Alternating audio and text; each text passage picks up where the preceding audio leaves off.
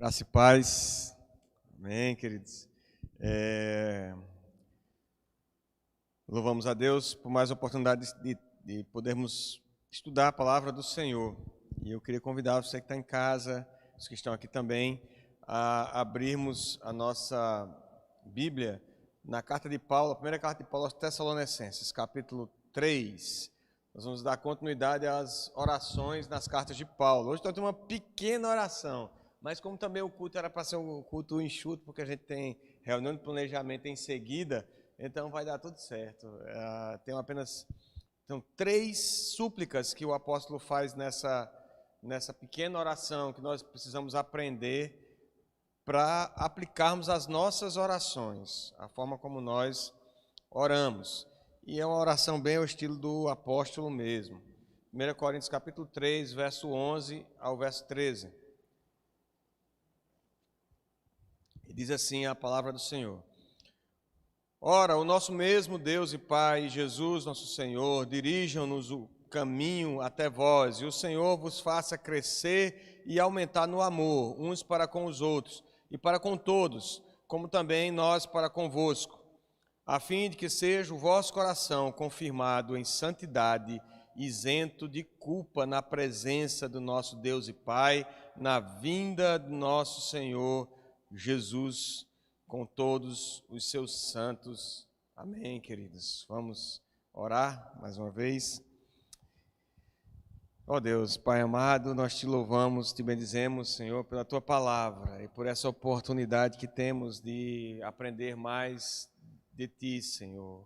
Pedimos perdão pelos nossos pecados e pela forma como temos negligenciado a tua palavra, a tua presença, como temos pecado contra ti, Senhor, e temos sido cúmplices muitas vezes dos pecados do nosso próximo, e temos nos alinhado muito mais ao mundo do que a essa perspectiva de vivermos sob a esperança da segunda vinda do nosso Salvador Jesus Cristo, da certeza, da isenção da culpa e da santidade que temos, ó Deus, a promessa de santidade plena em Cristo Jesus.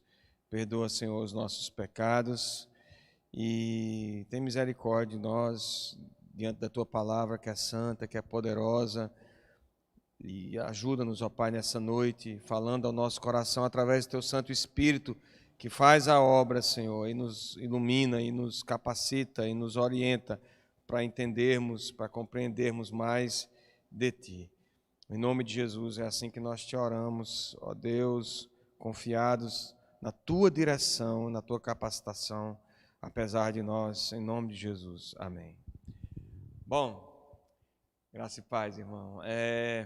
A carta de Paulo, nós já temos estudado algumas orações do apóstolo Paulo, começamos lá em Romanos com a doxologia, em Romanos 11, depois passamos para Efésios, vimos, salvo engano, 2 orações em Efésios, Filipenses, Colossenses, e agora Paulo, mais uma das suas cartas pastorais, ele faz uma oração. Essa é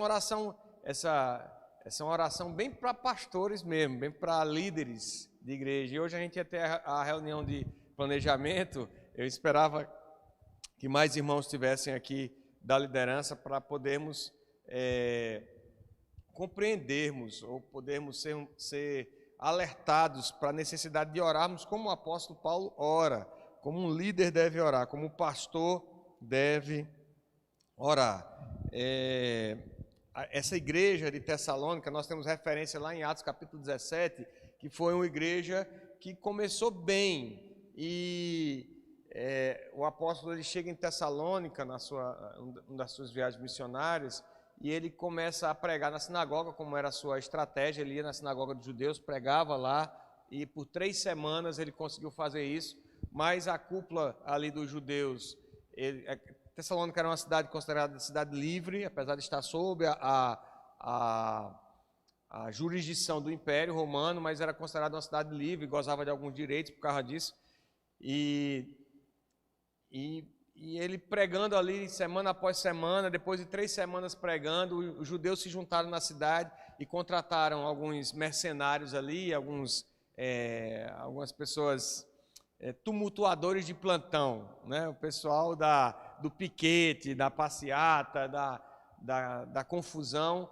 e esse pessoal tumultuou a cidade, de modo que eles invadiram, diz o texto lá que Lucas descreve lá em Atos, que eles invadiram a casa de Jason. Jason era uma pessoa, aparentemente era uma pessoa que tinha uma certa influência na cidade, também é uma pessoa de alguma posição de liderança, mas esses tumultuadores entraram lá para buscar Paulo e Silas, e eles, não encontrando Paulo lá dentro, eles arrastam Jason para fora e fazem todo uma espécie de julgamento com o Jason, humilhando ali publicamente, e Jason tem que pagar uma fiança para poder livrar solto e seguir a sua vida. De modo que Paulo, diante daquela situação, a própria igreja ali incipiente ainda, começando daquelas semanas, eles resolvem então que Paulo tem que seguir, tem que sair de Tessalônica.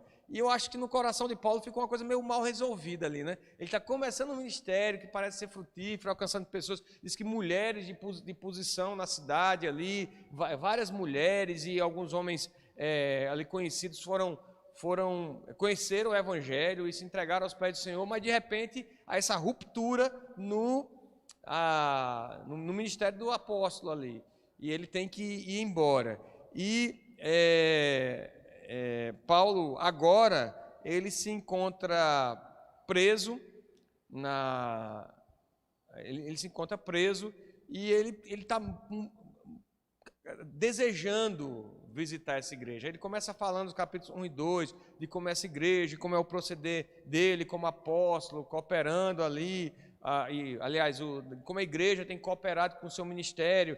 E a partir daqui ele então fala de que vai enviar um cooperador, um jovem cooperador que por onde passava trazia encorajamento, ânimo, exortação. Um cara muito disposto a trabalhar, conhecido como Timóteo. E Timóteo era essa figura, esse presbítero, cara que tinha muita disposição para ajudar, para cooperar. Quando ele chegava, trazia essa palavra de exortação, de ânimo. E o apóstolo então está dizendo aos irmãos agora aqui nessa parte da carta, no capítulo 3, conhecido pela gente, que ele vai enviar Timóteo, e Timóteo vai dar então essa orientação para eles. Ali há pressão de falsos mestres, pessoas que estão dizendo: Paulo, aliás, estão falando para a igreja que Paulo abandonou a igreja e que ele não é quem eles pensam que é, por isso que ele vem falando e da gratidão que ele tem por essa igreja, pela cooperação do ministério, pela forma como ele trabalhou para que não fosse pesado para ninguém. Enfim, possivelmente ele enfrentando essa oposição de certos insufladores que acusavam Paulo de abandono. Então ele envia Timóteo, e Paulo se sente ligado àquela igreja. Ele está louco para visitar os irmãos. Veja, ele no final do capítulo 2, a gente vai ver um pouquinho sobre isso também, mais adiante, ele diz: ora, nós irmãos, orfanados por breve tempo de vossa presença, porque ele não está contando com a presença dos irmãos ali, não porém do coração, com tanto mais empenho, diligenciamos com grande desejo ir ver-vos pessoalmente. Por isso quisemos ir até vós, pelo menos eu, Paulo, não somente uma vez, mas duas. Contudo, Satanás nos barrou o caminho. Pois quem é a nossa esperança, a alegria ou coroa em que exultamos na presença do nosso Senhor Jesus em sua vinda? Não sois vós? A minha alegria é vocês, é ver que o Evangelho está frutificando, é ver que o Evangelho está alcançando vidas e que vocês estão crescendo. Vocês são essa alegria. Sim, vós sois realmente a nossa glória e a nossa alegria. E o capítulo 3 ele inicia dizendo: pelo que não podendo suportar mais o cuidado por vós, ele sente aquele desejo de cuidar, de amparar aquela igreja. E ele, como ele está longe, agora está preso, ele diz: pareceu-nos bem ficar sozinhos em Atenas, e enviamos nosso irmão Timóteo, ministro de Deus no Evangelho de Cristo, para em benefício da vossa fé confirmar-vos e exortar-vos. a fim de que ninguém se inquiete com essas tribulações. A igreja está passando por dificuldade também, por alguns problemas, por pressões, mas aí vai Timóteo lá para fazer esse encorajamento, trazer essa exortação àquela igreja. Então Paulo se sente ligado àquela igreja ainda, exorta, fortalece a igreja. Aqui a gente tem de pronto, na introdução, a primeira aplicação,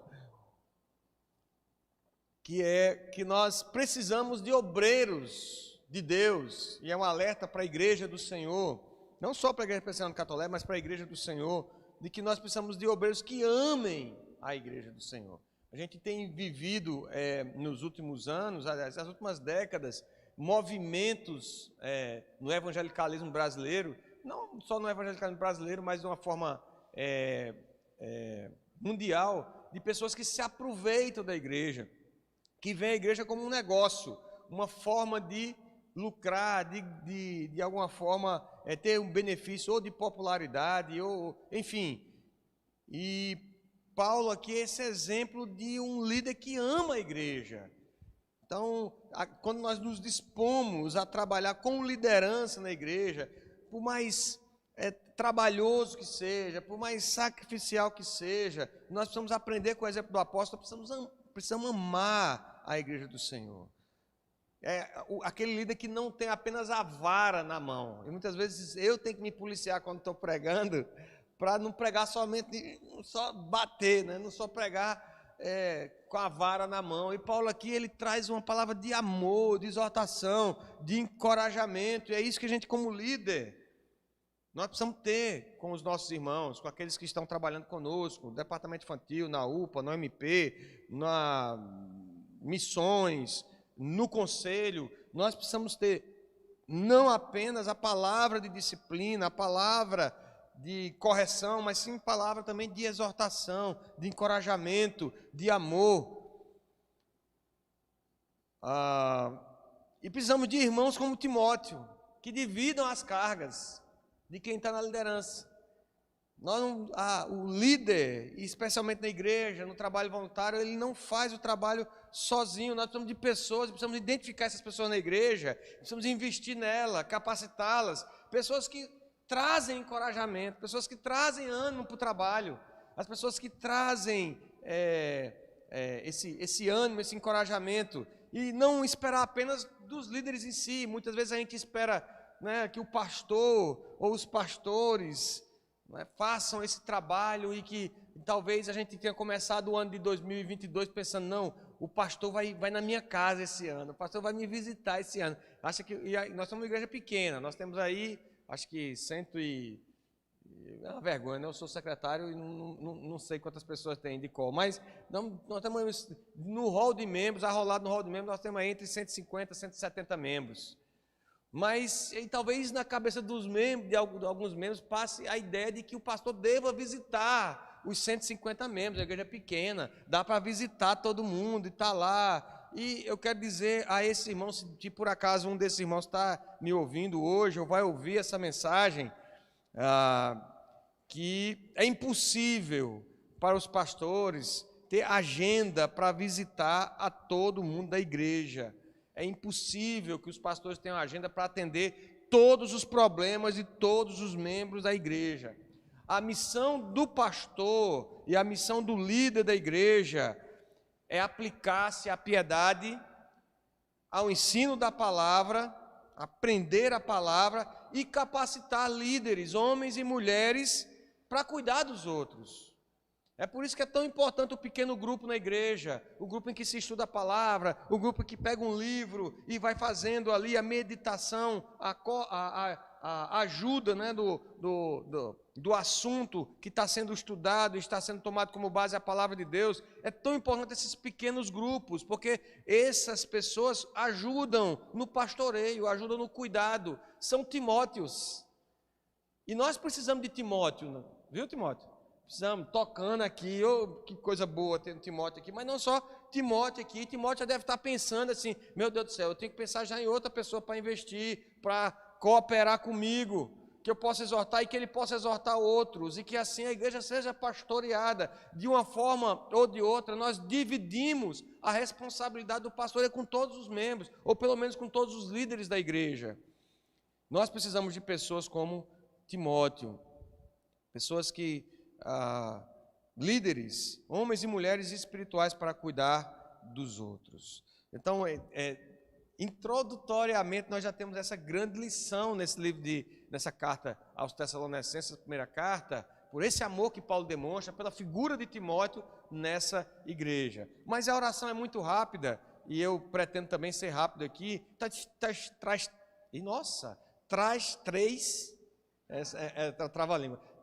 três pedidos, traz três súplicas. Perceba, versículo 11, ora, o nosso mesmo Deus e Pai e Jesus nosso Senhor, dirijam-nos o caminho até vós. Então Paulo ora primeiro por direção ministerial. Ele está pedindo não é somente que Deus mostre o caminho físico, mas é que ele mostre o caminho, o que é que ele deve fazer, quais são os passos, quais são as etapas que ele deve seguir para poder alcançar aquela igreja, para poder estar novamente com aquela igreja. E nós precisamos todos, não somente os líderes, mas especialmente quem está em liderança, precisa orar para que Deus e Jesus, o nosso Senhor, nos dirijam o caminho. Às vezes a gente tem até uma boa estratégia, tem boas ideias, mas precisamos não confiar no nosso braço, na nossa sabedoria, na nossa inteligência, mas confiar no caminho em que o Senhor vai descortinando para a gente. É um desejo sincero de estar com os irmãos para vê-los e para cooperar, para reparar as deficiências. Aqui o apóstolo ele diz no versículo 10, o desejo dele estar lá versículo 10, orando noite e dia com máximo empenho para vos ver pessoalmente e reparar as deficiências da vossa fé. E no versículo 11, então, ele pede que Deus direcione a sua vida, o seu ministério nesse mistério, nesse caminho.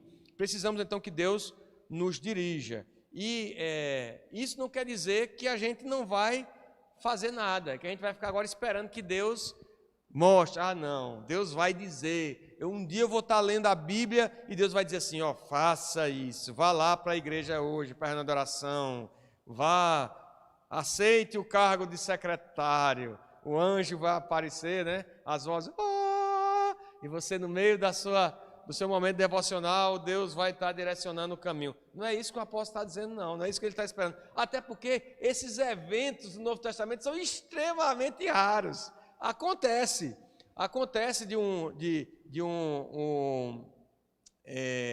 Ágabo, né, ter uma visão da fome, acontece de ter esse direcionamento sobrenatural de forma muito específica, mas é uma coisa muito extraordinária, conquanto que a igreja seja dirigida pelo Espírito Santo de Deus, ela é direcionada por aquilo que Deus nos revelou, e nós já vimos aqui, e vimos também no culto da ressurreição, domingo, de que a palavra de Deus é plena para nos instruir quanto à sua vontade para nós, a sua vontade preceptiva, aquilo que Ele revelou para nós. Não quer dizer que agora a gente vai ficar sem fazer nada, cruzando os braços, esperando então que Deus revele a sua vontade, mas que Deus, Ele é soberano, e precisamos reconhecer a soberania de Deus e a sua vontade sobre os nossos ministérios, sobre tudo que vamos fazer, todas as ideias que nós temos, que nós queremos tocar para frente, que nós queremos realizar na igreja, o tema desse ano, a agenda que vamos ter, o aniversário da igreja, avanço missionário, outros que venham por aí, acampamento, o que nós formos fazer, coloquemos diante de Deus e busquemos o direcionamento e façamos. E cumpramos então a vontade de Deus que Deus estabeleceu para essa igreja. Calvino tem uma frase muito interessante que tem que ser dita talvez dentro do seu contexto para não ser mal interpretado. Ele diz assim: não podemos dar um passo com sucesso a não ser sob a orientação de Deus. E ele não está dizendo aqui que tudo que você vai fazer, se der certo, é porque teve a orientação de Deus, porque teve o sucesso. Não, é porque qualquer coisa que você faça, por mais aparente fracasso que seja, se ela estiver sob a orientação de Deus, ela é um sucesso diante do Senhor. Então, nós temos que pensar, a primeira coisa, nós temos que orar sobre o nosso ministério, sobre a igreja, sobre o grupo específico que você faz parte, é de que o Senhor dirija-nos no caminho.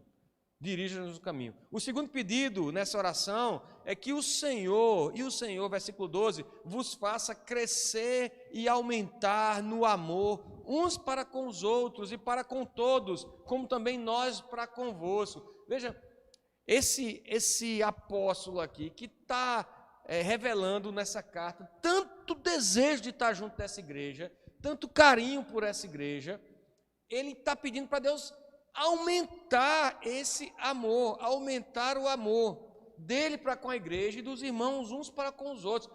É uma coisa que nós precisamos orar sempre, e a gente raramente ora por isso, é que nós tenhamos amor uns pelos outros. Nós já vimos em outras orações do apóstolo Paulo, lá em Colossenses, em Filipenses também, o apelo que ele faz diante do Senhor para que haja unidade no meio do povo de Deus. Nós estamos passando por um ano extremamente difícil, que é um ano de eleição, um ano em que nós temos tudo para ter problema na igreja, de discussão ideológica. Nós vamos estar falando aqui, conversando com a graça de Deus, e o Senhor nos mantendo no caminho, né, pastor? A gente vai estar conversando aqui sobre política também, para orientar a igreja, mas nós temos tudo para ter problema na igreja, para ter discussão, porque nós não fomos talhados para divergir, para termos opiniões diferentes. Nós somos criados para impor a nossa opinião e para achar que nós temos a opinião certa e que os outros têm que concordar com a gente. E esse não é o espírito da igreja. O espírito da igreja é de termos crescente amor uns pelos outros. E o amor aqui, longe de ser um sentimento romântico, de que a gente está tão acostumado a ouvir e ver na literatura e na mídia, essa disposição de servir, de tolerar o próximo, de tomá-lo junto, estar junto, ombrear com ele e trabalhar e servir e caminhar junto, apesar das diferenças, apesar de pensar diferente, apesar de acreditar em ideologia diferente, mas estarmos em amor, aumentando o amor uns para com os outros. Esse é o pedido do apóstolo ao Senhor, e eu acho que nós precisamos orar desse modo, especialmente esse ano, para com as pessoas que nós estamos trabalhando na igreja, o nosso grupo, mas a igreja de uma forma geral, pedir para que aumente o amor, essa disposição de servir, essa disposição de tolerar, esse desejo de ouvir mais do que falar, de cooperar uns com os outros para podermos crescer, o crescimento que vem do Senhor.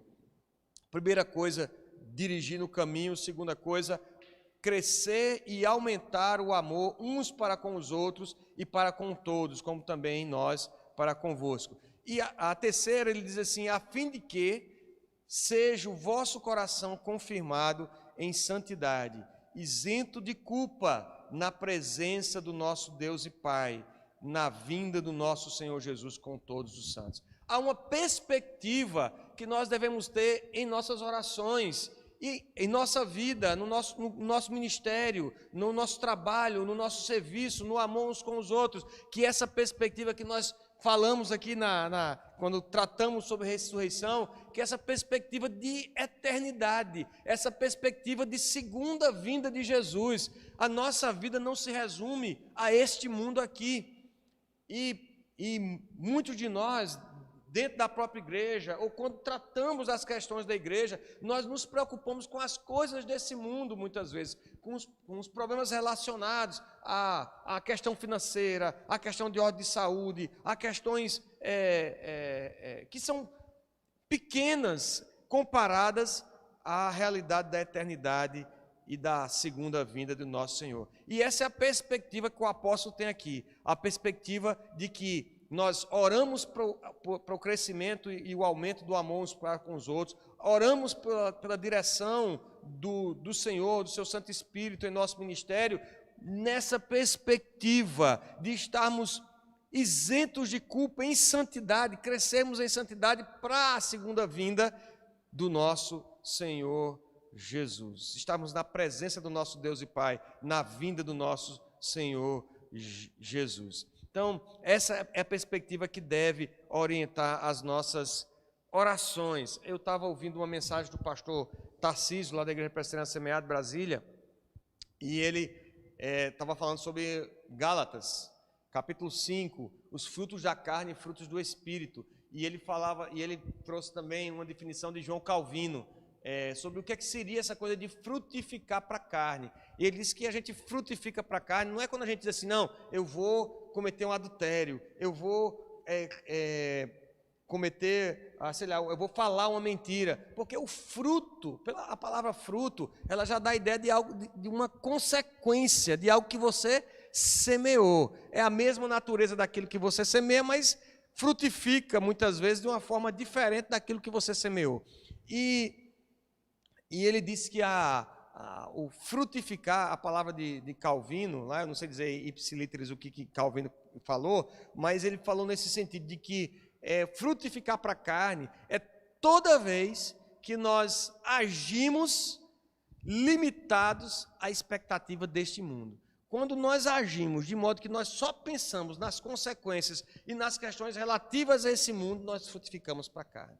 E quando é que nós frutificamos para o Espírito? Quando nós agimos pensando na expectativa da eternidade. Quando nós agimos pensando na expectativa da segunda vinda do Senhor, nós frutificamos para o Espírito. Então, finalizando, as nossas orações, enquanto líderes, enquanto igreja do Senhor, nós precisamos aprender com o apóstolo Paulo, mais uma vez, a inserirmos esses três aspectos nas nossas orações. Primeiro, do direcionamento do nosso caminho. Segundo, do crescente amor que temos que ter uns para com os outros. E terceiro, sem perder nunca de que nós caminhamos desse modo, nós precisamos de direcionamento, nós crescemos em amor para nos apresentarmos um dia isentos de culpa na presença do nosso Deus, na vinda do nosso Senhor com todos os seus santos. Amém, queridos?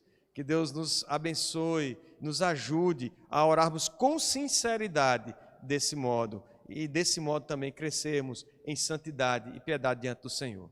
Vamos ter mais uma palavra de oração?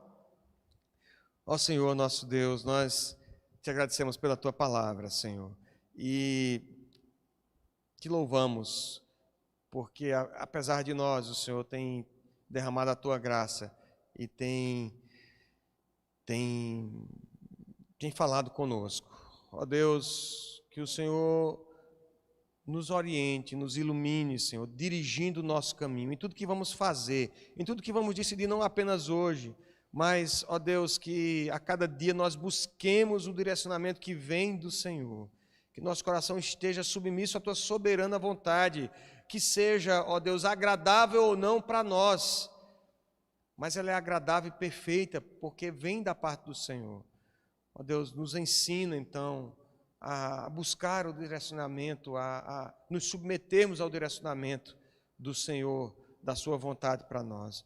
Ó Deus, concede-nos a bênção de crescermos a cada dia mais e mais em amor, tolerando o nosso irmão, ouvindo o nosso irmão, buscando compreender as suas dificuldades, ó Deus, servindo com os nossos dons, com os nossos talentos, com as nossas posses, para a glória do teu nome. Meu Deus, meu Senhor, nos faz desse modo igreja do Senhor, santa, bendita, sem mácula, para o dia glorioso do Senhor. É assim que nós te oramos, Senhor. Não deixa que nós venhamos a perder essa perspectiva de eternidade e que possamos, ó Deus, viver nesse mundo, mas sabendo que somos peregrinos e forasteiros, estamos em terra estranha, caminhando para a glória. Em nome de Jesus, é assim que nós te oramos, agradecidos. Amém.